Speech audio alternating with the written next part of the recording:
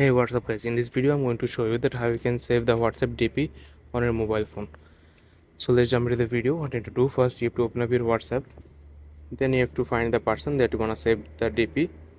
So after opening the person's conversation, you have to go to on the profile, then you have to click on their DP. So if you can't take the screenshot from the DP or can't see the profile picture, there is two ways guys that you can save the profile picture. So the first way is you have to screen record the whole process and take the screenshot from the video. So this is the number one, and the number two is you have to get another phone and you have to open their DP in your mobile phone and take a picture from another phone.